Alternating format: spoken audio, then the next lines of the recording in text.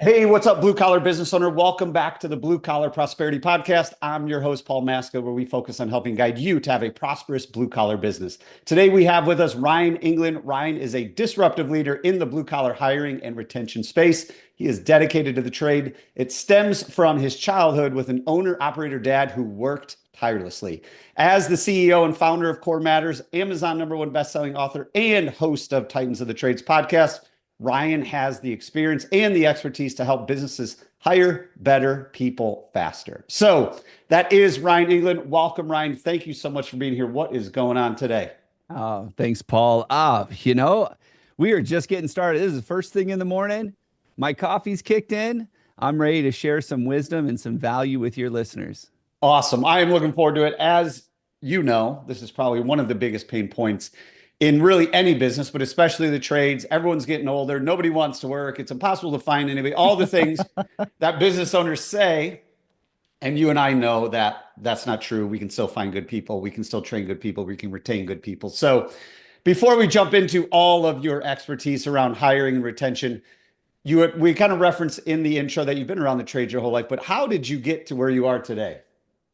I watched my dad do it as an owner operator, and I'd see him get his company up to 40, 50 employees and then back down to 10, and he just did this roller coaster thing. And I remember spending time with my dad after school and on the weekends down at the shop because that's what we did. He taught me electrical, he taught me plumbing, he taught me all this stuff, and I was just like, this is cool. I like this. But I don't want to deal with what you're dealing with. So I did like every good son, and I turned my back on the family business and I went to college, got a degree, and moved into corporate because I thought that's where I'll be able to find success. Turns out I'm not a corporate guy. Took me about a decade to figure that out. So I left that and I started my own marketing company because my belief was my dad's problem was nothing more than he didn't have enough business coming in. If he had more business coming in, he'd have more cash. More cash would mean less problems. And so I was like, I'm going to help companies like my dad just generate revenue and really retain customers long term. That was really our focus, was customer retention. And I did that for a couple of years until clients were calling me up and say, I don't need more clients. I don't need more business. I don't need more any of that. So I need to go figure out how to solve this other problem. I go, what's this other problem? And I'll never forget, it was an HVAC contractor in July in Phoenix. I don't know if you've ever been to Phoenix in July. It's kind of hot. The wrong kind of sneakers melt on the asphalt. Like that's how hot it is. And they said, yeah, we're booking 3 weeks out. HVAC. So my air conditioning breaks in July. I'm not waiting 3 weeks to get that fixed. And so just lead after lead after lead was just dying. They weren't getting anything. I said, well, what's really the problem? They go, we got 4 empty trucks. I was like, recruiting is a marketing issue. Like I've known that for a while. Why don't you let me recruit some guys for you? So we set up some processes, some systems, and within 3 weeks, we filled all those trucks. They had a couple more on order, and they're like, whoa, that was cool. And so I started calling other clients and I said, hey, this really worked for these guys. What do you think? And that was in 2015. So it's been 9 years, that we've been doing this exclusively. And that's what we did. I shut down the marketing company. I said, I'm going to teach people how to do this stuff. I'm going to teach them to fish for the best technicians. And yeah, we built the system, wrote the book, started the podcast. It's just been one thing after another just to bring this information and this system to people in the trades, people that were like my dad, because that was his big problem. He never had enough people he could trust. Phenomenal. And it's so true because once we figure out, I mean, assuming you're a good company, we build a strong brand, the word gets out, these guys do good work, Google reviews come in, all of a sudden, marketing more or less, I mean, it's not on autopilot, but the phone's ringing. And now it's like, how do we kind of, line up demand with supply of, hey, like you said, we're an HVAC company in Phoenix in the summer. We need more people because no matter what, someone's going to call us because there's just a lot of people and there's not a lot of businesses out there serving this population. The average age Yeah. of people in the trades as far as owners is like almost 60. So there's a supply and demand issue. You figured it out. A lot of people listening to this haven't figured out why is hiring so hard for so many companies out there in the trades? They haven't kept up with the times. I mean, that's the big 50,000-foot view, is that the job market has changed. The world has changed in the last 20 years. And I think so many owners have kept their head down saying, oh, this won't affect us. This won't impact us. They kind of have that newspaper mentality in the 2000s when the internet was coming around. They're like, oh, people still want to read the newspaper with their coffee. Yeah, on their iPhone. They don't want the paper. And so all these newspapers had to go digital or go away. And I think what happened with the industry is we said, hey, you know what? We don't have to be attractive. These are good paying jobs. These are credible jobs. People want these jobs because you don't need an education. You don't need this. And you can go make a lot of money and have a great career. So we as the industry don't really have to do anything different because everybody knows these are great jobs. Like they're just going to show up in droves. Kids are going to wake up and say, YouTube influencer, forget that. I want to go be a plumber. Like that's the mindset of the industry. And it is so far from the truth. You know, kids these days, they want to be influencers, right? They want to be on Instagram and they want to be on YouTube. And yet company after company in the trades, they're not online. They're not influencers. They're not doing these things.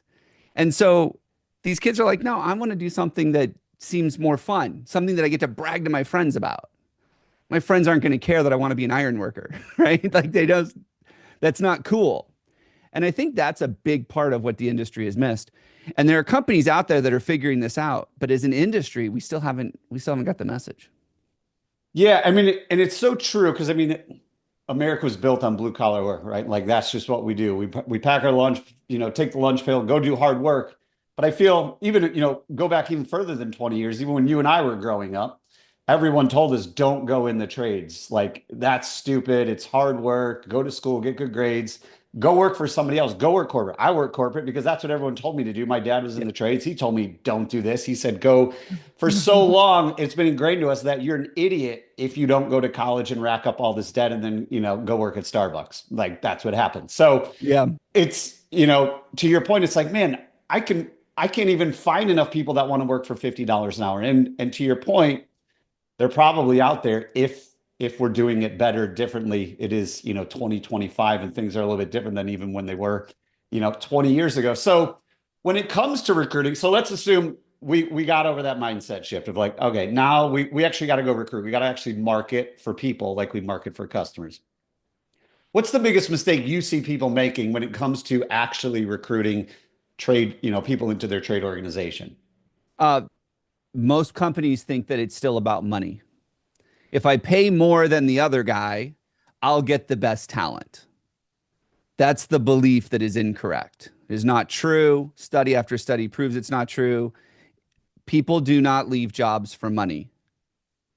People leave jobs because of people.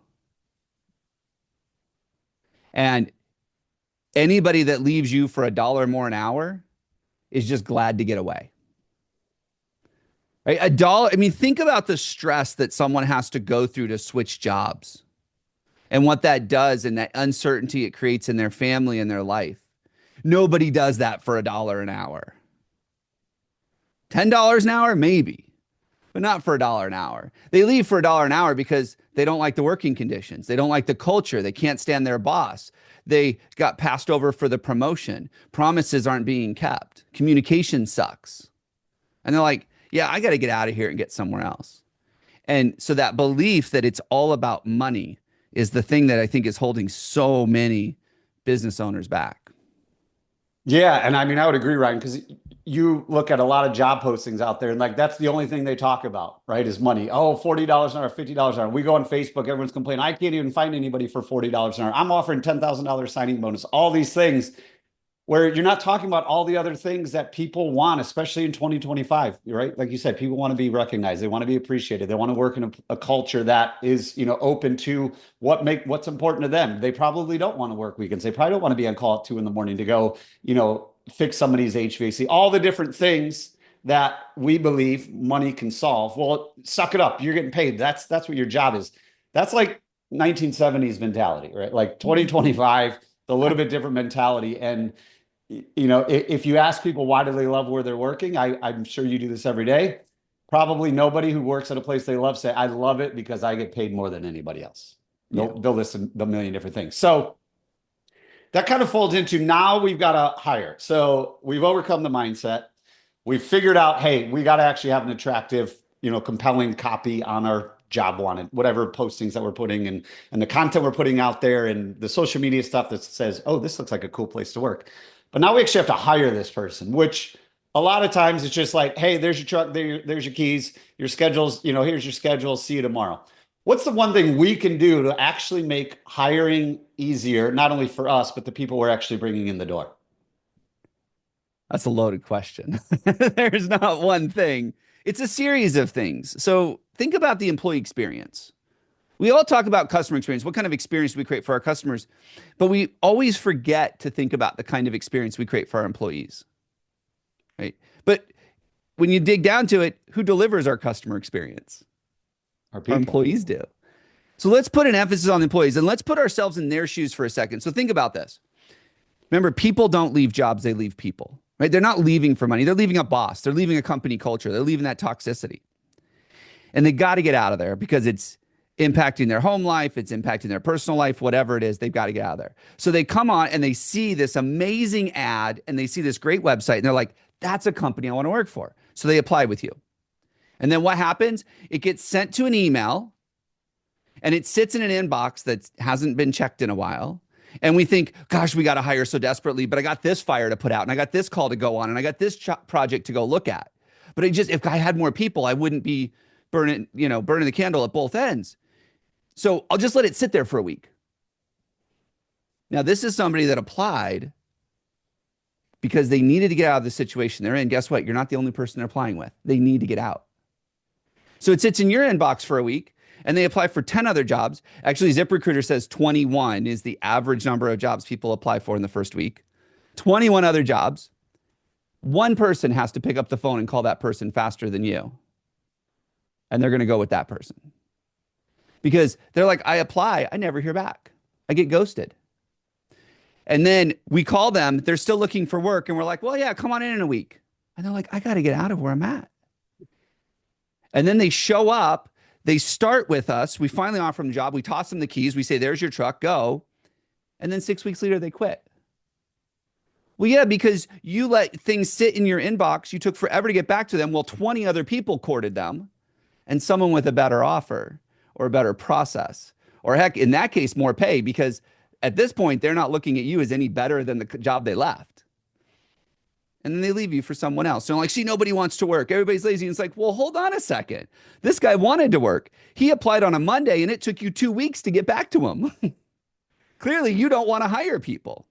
And so I think that's the big thing is we need to take a step back and put ourselves in the shoes of the candidate and say, what are they going through? How do we eliminate some of this stress and uncertainty in their job search? But we don't do it because we blame we're too busy. We got so many other things going on. I'll get back to that guy later. And then we're mad when it doesn't work out. So I think if there's one thing, it's put yourself in their shoes and make it an amazing experience. Yeah, I mean, you hit on a couple of things. One, I mean, it's so true because you said, focus on the customer experience. If we're running an HVAC company and it's the shoulder season and somebody calls or somebody sends an email, we're on it within like 30 seconds. We're fighting for that customer. However, when it comes to employees, we're just like, I mean, if they want to make $50 an hour, they'll still be around or I'll get back to them, whatever their excuses are.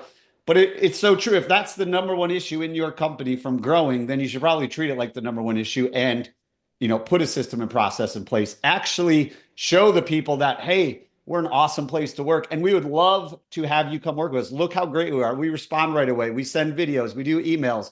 Your interview experience is amazing. Your first day is amazing. All these things, but very rarely does it happen. A lot of times it's also, in my opinion, the mindset of, well, we're just a trade company, right? It's just a plumber. It's just an electrician. Like, they're just here to do the work. They don't care about that stuff. That's for, Silicon Valley. And it's not, because these people grew up around all of that stuff and that's what they expect. So on that note, what are some things we can start doing to make this easier as far as getting back to people right away? What are some systems and processes either you implement to take the burden off the owner or the hiring manager to make this, onboarding, recruiting, hiring phase very streamlined for the applicant? Yeah, so I'll get to the system in just a second, but you touched on something I really want to emphasize. This is important, is that you have to treat this like the number one issue in your business if it's the number one issue in your business. Nobody listening right now would be shocked if someone called and said, "Hey, I need all my ducts replaced and I need a new system installed because I'm cooking right now." You'd be like, "That's a $20,000 job. I'm on it." But if you let that sit for a week and then you finally called the customer and the customer was like, "Oh yeah, I found someone else." You'd be like, "Yeah, that's my bad. I let it sit for a week." But if we call a candidate and they're like, "Yeah, I already got another job," we're like, "Well, I thought you wanted to work here." Like, we're shocked. On the other side, if that candidate's still looking a week later, that might be a huge red flag, especially if it's summer in your HVAC, right? But we don't think about it like that. Like, you need to think about it just like a customer. We encourage people 15 minutes is the maximum amount of time between when an application comes in and the candidate receives a response. And one of the best ways to build a system to help you do that is by implementing an applicant tracking system. Now, I don't want to get into the weeds on an applicant tracking system, but everybody listening right now has a CRM in their business. They have some way of managing the customer relationship because they know how important it is. Well, an applicant tracking system is a way to manage your recruiting pipeline because it should be that important. And you can set up automated emails and text messages and scheduling, and you can let the system take care of so much that you're used to dealing with once you implement this thing. They're not hard to implement. But they are not. And they're a lot more affordable. They're a lot more affordable than a Service Titan too. But you're right. I mean, it is a mindset shift of like, we have to have a software or a CRM just to manage our applicants, but it's a lot easier than just like going to Indeed and be like, "Oh, you're getting all these random emails. And then what do we do with them next? And where do we send them next? And how do we get them a personality test and all that?" When an applicant tracking system, I mean, I've been using my own businesses for probably 10 years. We use Jazz HR for a long, long time. And there's a bunch of them out there, but they're very affordable, less than $100 a month. Now you have to take the time to set it up and build it, just like something like a Service Titan or a Job or a House Call Pro. But it makes your life a lot easier too, because then it's all in one place. You can see where everyone's at in the process.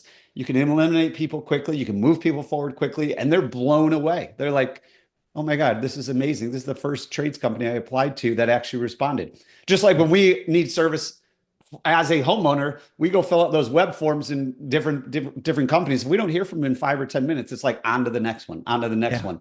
And I think all those web forms, they just end up like in a black hole because nobody ever responds to them. The ones that do, they're crushing it simply by responding. So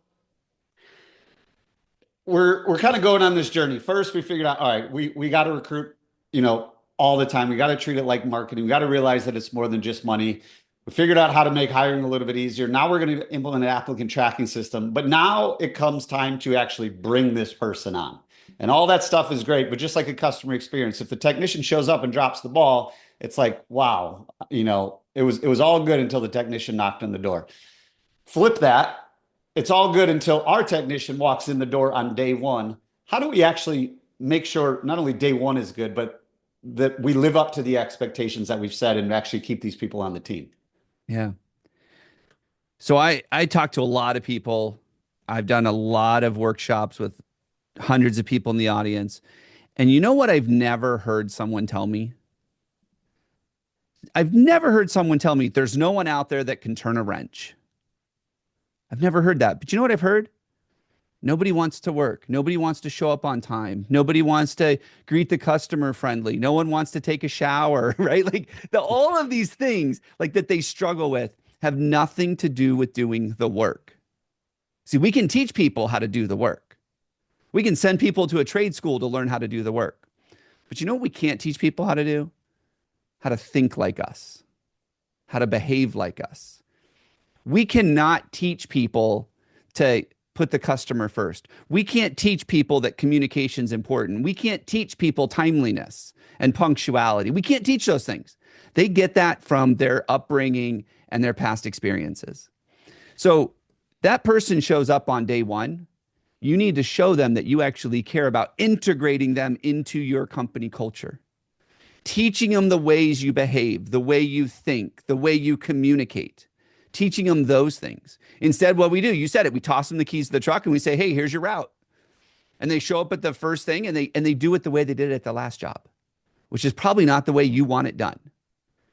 The customer calls and says, well, that was awful, or he's not closing enough. And all of a sudden we're like, what did we do? We hired the wrong person.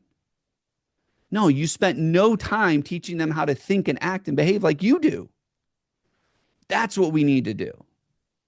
Like, think about this. In personal relationships, we go on a first date. And that first date's the first time we really get to know somebody. And the first date, if you think about this, is the time that you do your screening call. You call them up on the phone, you're like, hey, I got a couple questions for you. Like, that sets the tone for everything. And then what do we do in real life, in romantic relationships? We date somebody for a while. We're like, this is someone I want to grow old with. This is someone I want to start a family with. But what do we do here? We interview someone for 15 minutes. We give them 100% on the score because they actually just showed up. We bring them into the company and we're like, yay, we found somebody. We're so excited. We spent no time getting to know them. They know nothing about us. They show up that first day. Be excited that they're there. Don't throw them into a truck and say, here's your route. Teach them how to think and act like the people at your company. Integrate them into your company culture. That's the part that most people miss, because that's what goes to them showing up on time, taking care of the customer, 5-star reviews, being able to upsell. I mean, all the things that you want come out of them thinking and acting like you do.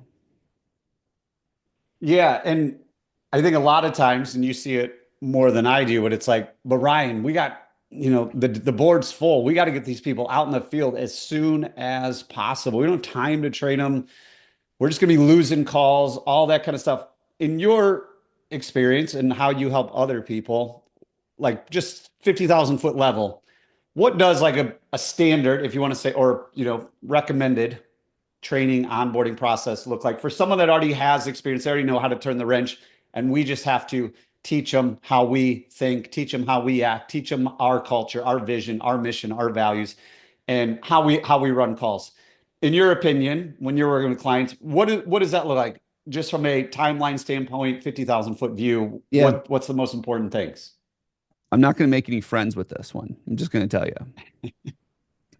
Onboarding is 90 days minimum. 90 days minimum. You need to have a mindset of, this is a new person. They know nothing about them. We got to learn about each other. We got to figure this out. Because here's what I've learned. The way your competition turns the wrench is probably different than the way you want your people to turn the wrench. So you can't just say, oh, they know how to turn a wrench. I mean, how many of your people that you talk to, they're like, oh, they went to the trade school, they are an awesome technician, right? Nobody ever says that. What's the trade school do? They teach them how to turn the wrench. They don't teach them how to do it right. So we got to focus on that too. So that 90-day, we break it down into a 2-week period right at the beginning. Thinking like we think. For 2 weeks, all you're doing is teaching them to think like you do. And here's the thing that most people don't like. That first 2 weeks, they are not doing any jobs on their own. They're riding along with someone else. They've got a mentor teaching them the way you do things, the way you think about things. For 2 weeks, you're not sending them out on their own. And they're like, well, I don't have time. Just like you said, oh, I don't have time. We're burning, we're bleeding. Well, how's that working out for you? Like, maybe if you stopped and actually onboarded someone well, you wouldn't have to do it over and over and over again. I love to say, why is it we always have time to do it over, but we never have time to do it right? So true. So that's the first 2 weeks. And then in that first 4-week period, you're teaching them how to do the job, to do like you do. So that first 4 weeks, do like we do. And then over that 12-week period, you're teaching them to win like we win. That's the 5-star reviews, the super excited customers like, oh my gosh, what an amazing technician. That's the upsells and making sure that the jobs are, they're increasing their ticket value or they're increasing their profitability on the job. That's they're keeping the CRM clean and up to date, like all the winning stuff, all the stuff that the fine little details that matter. We're teaching them that over a 90-day period. And then once they're done with that, you put them through the whole process again. Every 90 days, you're re-onboarding your people because things change. People change. Now, the second 90 days is not as intense as the first 90, but you get the idea. Like, you're constantly doing it. You can't just onboard somebody and say good, and then 3 years later say, gosh, they're so behind everybody else. It's like, because you did nothing to keep them up to speed. Yeah. I mean, if you look at, I always equate business and team building to sports teams. They practice every day. And they practice every day. They have training camp every year. They go through the whole thing. Even if they've been around a while, they're still doing the same thing to continue to, quote unquote, sharpen that sword. And it's funny when I've been in the trades long enough and I've talked to enough business owners, when you try to figure out what's the common denominator amongst their most successful people when it comes to they're all in on their values, they're all in our mission, they know how to win, they know how to run our process. Usually it's one of two things. One, they started as like an apprentice or a helper. So they got to go in slowly. They see how it happens. There's no pressure on them. And they've done it for a while before they, call it a service tech. They've probably been an apprentice for at least 6 months before they become a service tech. Or it's the people that you hired when you didn't really need to hire somebody. So it's like, let's actually take this a little bit slower. Let's actually have them in the office for a couple of weeks, have them doing some ride-alongs, have them work with the service manager, have them go with your breast technician, go in the training room and do things. And it's like, holy cow, one, that 90 days goes by super fast. But then two, it's like, wow, how do we get more of these people? When the common denominator is usually it's time, right? Like we didn't throw them into the fire. We didn't say, go figure it out. We supported them because if otherwise, how do they know what winning looks like? And how do they know how to win if we haven't taught them either of those things? So now we're on this journey. We're coming to the end of this. Now we want to make sure they don't leave. They're winning with us. They're great with us. But in the back of our mind, we're always thinking, wow, this business is really dependent on Ryan because he's like our top producer. How do we make sure those people don't leave and go somewhere else? I mean, the simple thing is find out why Ryan's a top producer. What's driving him to produce at that level? What's the personal motivator? Remember, it's never money. That money is a means to an end. Is he saving for a house? Is he putting away for college for the kids? Is he want to take his wife out on the dream vacation and travel Europe for weeks? Like, what is driving him to be a top producer? It's not the money. Because if you take $1 million and you give it to someone and say you can't spend it on anything, they're like, okay, just burn the check, right? They're doing it to buy something. What is that personal motivator? Find out what that is. Help them achieve that. They will never leave you. We had a client years ago. They were starting to hire younger generation. You probably heard that, right? Like Gen Z is like totally different, and the millennials and all of these things that they say about the generations. And what they found is that a lot of people that they were hiring had this desire to, leave a legacy, create purpose, dig wells in Africa, if you will. Like that's what they wanted to do. And so they went and got them nonprofit training. They're like, you want to start your own nonprofit? We're going to teach you how to do that. We're going to send you down to SCORE. We're going to send you down to Better Business, whoever's doing this training, so you can learn how to do a nonprofit on the side. Everybody's thinking, why on earth would I want to teach them how to start their own nonprofit? They're just going to leave as soon as it starts making money. Well, fast forward a few years, nobody left because these people are starting these side things. They're enjoying it. They feel like they're making a difference in the world. And they're like, but no employer is going to pour into me like this one did. Yeah. Find out what's driving them and help them achieve it. When I think that's so much more important to these, if you want to call it the newer generations, because there is more to life than work. They want to enjoy life outside of work. It's not all about work. Yes, work is the means to an end. Money is the means to an end to empower them and allow them to do those things. But when we show them we care, they're gonna return the favor. And I was talking on a previous podcast episode where I think it was Doug Thorpe was talking about a plumbing company, and he teaches anybody that wants to start their own plumbing company, he will show them everything and how to do it. Hey, this is how you do it, top to bottom, soup to nuts. This is exactly how, if I were you to start a company, this is how you do it. And a lot of times once they go through all that, they're like, holy cow, I don't want to start my own plumbing company. I just want to be a plumber for you and let you do all that because I love working here. So, when we can give our people what they want, they're going to give us what we want. And it becomes this, much more powerful relationship. So as we start kind of wrapping this up, Ryan, when it comes to taking action, there's plenty of people that have listened to the show and they're listening today. They're like, this is all great. They're going to be on a high for about an hour or two. And then within 3 hours, they're fighting the next fire. And they're like, I don't know, we'll get to that hiring thing one day. But what's one thing anybody listening can do, one thing that they can do within the next 24 hours just to start to move their business forward? What is that one thing?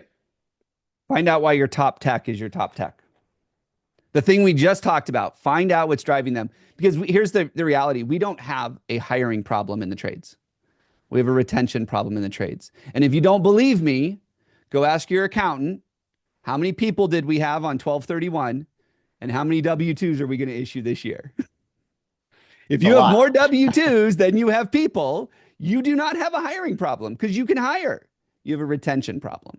Now, it might be because you're not making good hiring decisions. That's a whole nother episode. But find out, why is your top tech your top tech? What's driving them? What's motivating them? And then when you're done with that one, go do the number 2 tech. Because if you lose those people, that's going to create way more pain for you than if you can't find new ones. Well said. Ryan Englin, thanks again for coming on the show, sharing your journey and providing a ton of actual advice for all the blue collar business owners out there as we continue our journey to prosperity. Before we sign off there, where can our listeners go to keep in touch with you and learn more about what you do? They can go to my website at corematters.com. In fact, I got an offer for them. If, Paul had said that I'm a best-selling author. I've got a book out there called Hire Better People Faster. I would love to offer a free copy to any of your listeners. If they go to corematters.com/free book, pay a small shipping and handling fee, happy to autograph a copy, mail it out to you. So you can actually learn about the stuff that we're putting in. It's a great how-to manual on how to implement these systems and processes into your business. There you go, guys. Go get that book so you don't have to remember everything we talked about. The book is step-by-step manual so you can not only hire, but you can retain the best talent. Ryan, thanks again for coming to the show today. Really appreciate it. Thanks, Paul.